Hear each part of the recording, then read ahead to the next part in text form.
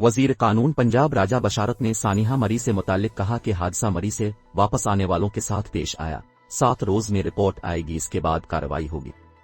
निजी टीवी दुनिया न्यूज के मुताबिक वजीर कानून पंजाब राजा बशारत ने कहा कि वजीर आला पंजाब के साथ गुज़िश्ता रोज खुद मरी में मौजूद था। सानिहा मरी पर कमेटी से 7 रोज में रिपोर्ट तलब की गई है, जिसे सबके सामने रखा जाएगा।